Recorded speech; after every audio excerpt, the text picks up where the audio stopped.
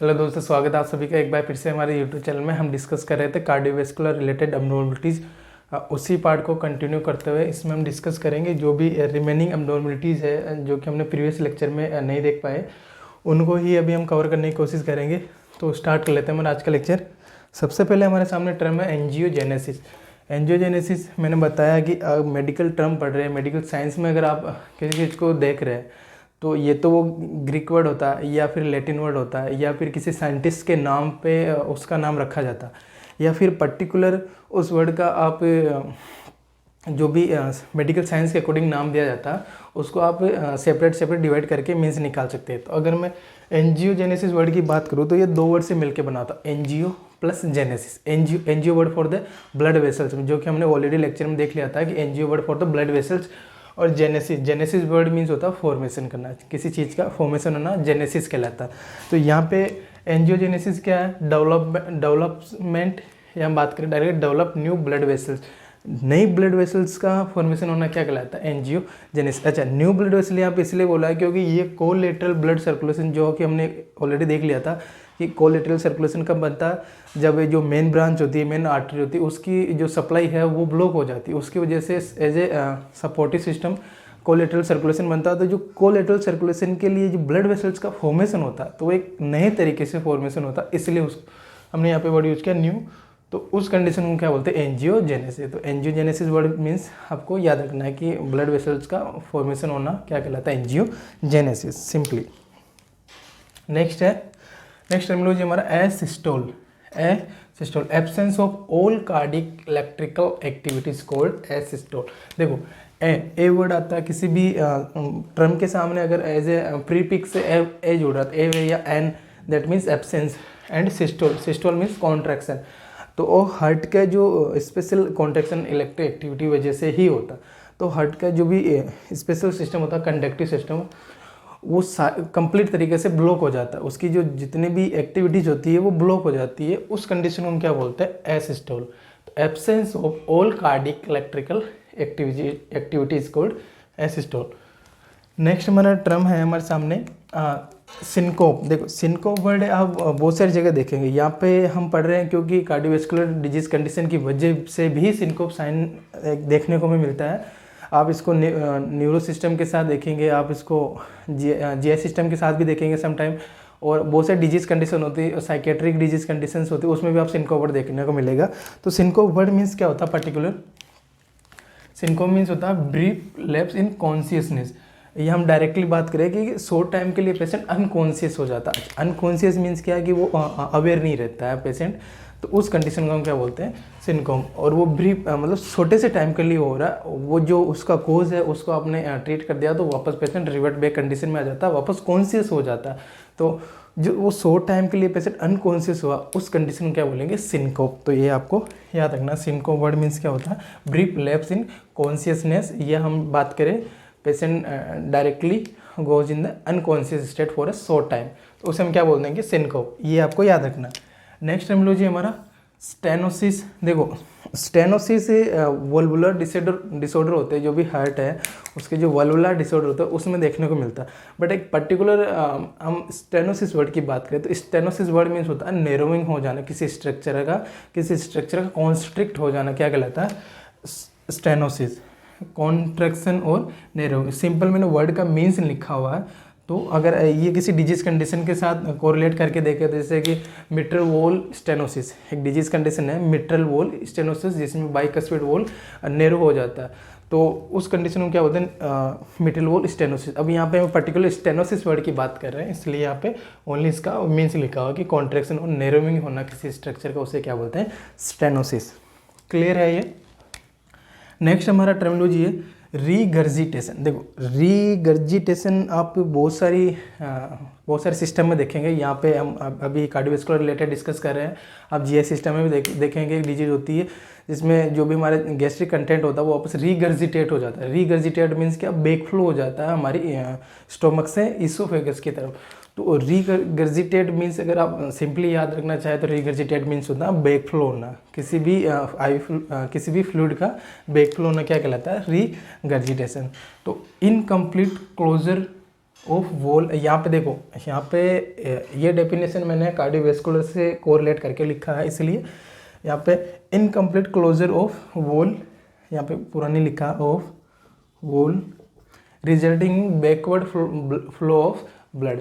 जब जो हमारे वॉल होते हैं, हमने देखा था tricuspid wall, mitral valve and semilunar wall जो कि आयोटिक वॉल और पल्मोनरी वॉल थे, तो वो प्रॉपर तरीके से क्लोज नहीं हो पाते, बंद नहीं हो पाते। तो उसकी वजह से, बंद नहीं होने की वजह से ब्लड का वापस बैक फ्लो आने लगता है, अपोजिट डायरेक्शन में ब्लड फ्लो होने लगता है। तो उस कंडीशन को क्या बोलते हैं? रीगर्जिटेशन।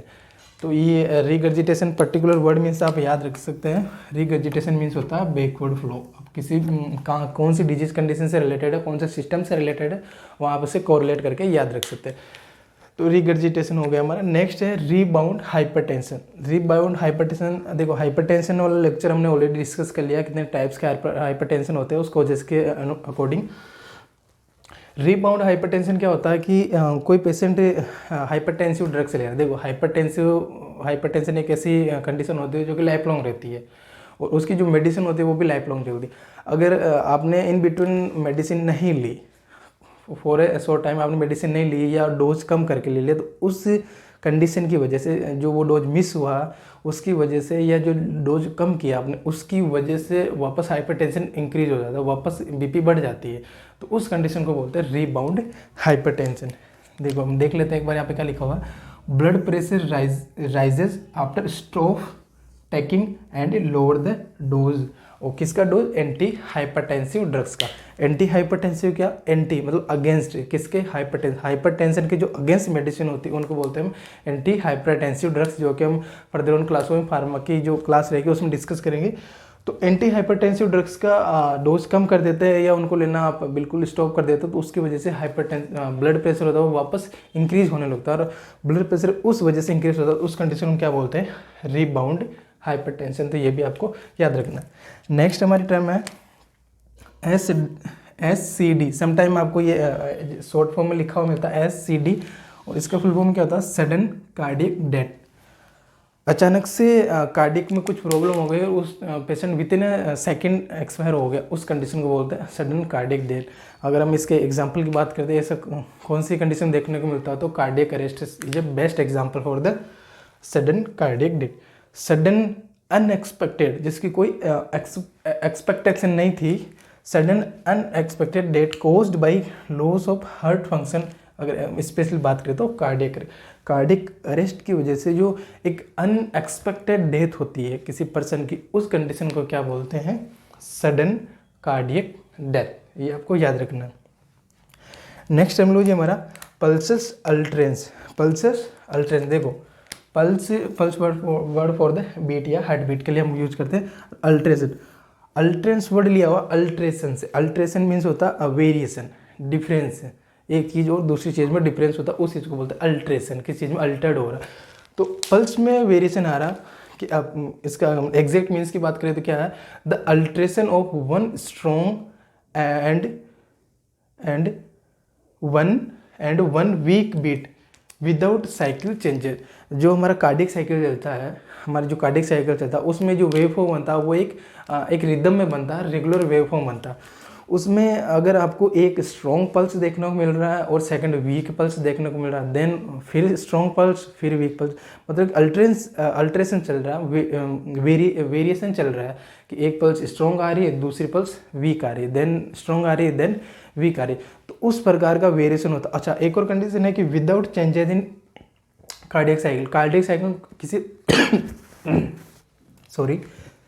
कार्डियक साइकिल में किसी प्रकार का चेंजेस नहीं है, तो उस कंडीशन को क्या बोलते हैं? पल्सस अल्ट्रेंस। तो ये भी आपको याद रखना। नेक्स्ट हमारा टर्मिनोलॉजी है स्प्लिंटर हेमरेज। देखो स्प्लिंटर हेमरेज मीन्स क्या? कि हेमरेज हो रहा है। अब स्प्लिंटर वर्ड क्यों? स्प्लिंटर वर्ड मीन्स होता है कि हम बात करें कि एक डॉट स्ट्रक्चर की तरह या एक तंतुनुमा स्ट्रक्चर की तरह हेमरेज बन गया, उस कंडीशन को स्प्लिंटर या एक स्प्लिंट की तरह आपको कहीं हेमरेज देखने को मिल रहा है। और ये स्पेशली हमारे जो फिंगर नेल्स जो नेल्स होते हैं, हमारे फिंगर नेल्स होते हैं, वहीं पे देखने को मिलता है। यहाँ पे अगर मैं डायरेक्टली बताना चाहूँ तो यहाँ पे देखने को मिलता है, उस कंडीशन को स्प्लिंटर हेमरेज बोलते हैं। टिनी ब्लड वेसल लाइन और स्पॉट लाइंस और spot appear underneath the nail. हमारे नेल के जस्ट नीचे की तरफ हमें टिनी स्पॉट देखने को मिलता है या टिनी लाइन देखने को मिलती है, वो जो कि जो पेरिफेरल ब्लड वेसल्स का डिसऑर्डर होता है उनमें ही देखने को मिलता है। तो उस कंडीशन को क्या बोलते हैं? Splendor haemorrhage. अगर स्पेशल बात करूँ स्प्लेंडर हेमरेज किस डिजीज कंडीशन में देखने को मिलता है, तो ये स्पेशल जो हमारा पेरिकार्डाइटिस होता है उस कंडीशन में देखने को मिलता है। नेक्स्ट टर्मिनोलॉजी हमारा क्लबिंग नेल। क्लबिंग नेल क्या होते हैं? Abnormal rounded shape of the nail bed. जो ये हमारे नेल बेड होते हैं जहाँ पे हमारा नाखून होता है उसका शेप नॉर्मली भी आप देख रहे हो, अब ये शेप अबनॉर्मल हो जाता है, उस कंडीशन को हम क्या बोलते हैं? और वो शेप अबनॉर्मल किस प्रकार का होता है? राउंड शेप बन जाता है, जिसे हम समटाइम ड्रम स्टिक नेल भी बोलते हैं। ड्रम स्टिक, जो ड्रम होता है उसकी स्टिक किधर हो जाता है, उसकी स्टिक ना आपने देखी होगी, ड्रम स्टिक ने स्टिक ऐसे होती है, पीछे तो स्ट्रेट होती है और सामने से वो उसके जो कुछ रबर का लगा होता है उसकी वजह से वो ड्रम से साउंड होता है, तो ड्रम स्टिक टाइप का नेल भी से बोलते हैं। तो उसको हम abnormal rounded shape of the nail bed, उस कंडीशन में क्या बोलेंगे? Clubbing of nail. अच्छा, ये कब देखने मिलता है? जब ऑक्सीजन की सप्लाई कम हो जाती है या पेरिफेरल रीजन में, और ऑक्सीजन की सप्लाई कम होने की वजह से वहाँ के जो सेल्स और टिश्यू है वो कंपनसेटरी मैकेनिज्म की तरह काम करते हैं और साइज में ग्रोथ करने लगते हैं। तो साइज टिश्यू और सेल के साइज में ग्रोथ होने की वजह से यहाँ पे एक ड्रमस्टिक अपीयरेंस देखने को मिलता है, उसे हम क्या बोलते हैं? क्लबिक नेल्स। ये आपको याद रखना, सिंपल। ये कुछ सिम्टम्स है, जो साइन एंड सिम्टम्स है जो किसी अदर डिजीज कंडीशन के साथ कोरिलेट कर की वजह से होता है ना, पर्टिकुलर डिजीज कंडीशन नहीं, कुछ पर्टिकुलर डिजीज कंडीशन जो कि हमने ऑलरेडी देख लिया। अभी हम टर्मिनोलॉजी डिस्कस करें, इसलिए वन बाय वन हम डिस्कस करें, आपको जस्ट अभी वर्ड का मीन्स याद रखना है। फर्दर ऑन क्लासों में हम जब डिटेल से डिस्कस करेंगे तब एक बार वापस से रिव्यू कर लिया जाएगा कि ये सिम्टम्स है या जो भी साइन हमारे सामने देखने मिल रहा है वो कौन सी डिजीज कंडीशन में आता है और उस डिजीज कंडीशन में ही क्यों आता, वो भी हम पूरी तरीके से रेशनल के थ्रू जानेंगे। अभी हम बेस क्लियर करना चाह रहे हैं, इसलिए जस्ट बेसिक टर्मिनोलॉजी ही देख रहे हैं। तो नेक्स्ट हमारा टर्म है वेंट्रिकुलर। देखो, एक है वेंट्रिकुलर गैलोप, दूसरा है atrial gallop. Ventricular gallop directly related to ventricle and atrial gallop directly related to atrium, जो कि हार्ट के अपर चैम्बर होते हैं उनसे रिलेटेड। अब हमने हार्ट साउंड वाली जो हमारा प्रीवियस लेक्चर था उसमें देख लिया था कि जो S3 और S4 होते हैं, third heart sound and fourth heart sound, उन्हीं को ही क्या बोलते हैं? गैलोप बोलते हैं। अब गैलोप, वेंट्रिकुलर गैलोप को हम बोलते हैं S3, जो कि सम कंडीशन में हमने देखा था कि नॉर्मल होती है, कुछ कंडीशन में अब नॉर्मल होती है। और फोर्थ हार्ट साउंड जो कि कम्प्लीटली अब नॉर्मल हार्ट साउंड माने जाते हैं, तो उससे हम क्या बोलते हैं? एट्रियल गैलोप। गैलोप वर्ड अब नॉर्मलिटी के लिए है, अब नॉर्मल साउंड होती है हमारी हार्ट के द्वारा, उससे हम गैलोप। तो वेंट्रिकुलर गैलोप जो कि हमारे S3 साउंड होती है उसे वेंट्रिकुलर गैलोप बोलते हैं, और जो S4 साउंड होती है उसे एट्रियल गैलोप बोलते हैं। तो ये हमारा जस्ट बेसिक टर्मिनोलॉजी से रिगार्डिंग लेक्चर था। तो बने रहिए हमारे यूट्यूब चैनल के साथ, और आप हमें सजेस्ट भी कर सकते हैं कि अभी हमारा almost cardiovascular related terminology cover हो चुकी है। मैं नहीं बोलूँगा कंप्लीट हमने कवर किया, लेकिन अप्रोक्सीमेट हमने कंप्लीट कर लिया है। इसके बाद कौन सा सिस्टम हम लेके आए मैं आपको थोड़ा सा बता देता हूँ। एक दो फ्रेंड्स के हमारे पास आए थे कि हमारे पास नर्वस सिस्टम से रिलेटेड बहुत सारे डाउट्स होते हैं, तो इसके एक दो लेक्चर और हम कवर करेंगे, उसके बाद में फिर हम डायरेक्टली नर्वस सिस्टम स्टार्ट करेंगे। तो बने रहिए हमारे यूट्यूब चैनल में इसी प्रकार। Thank you so much.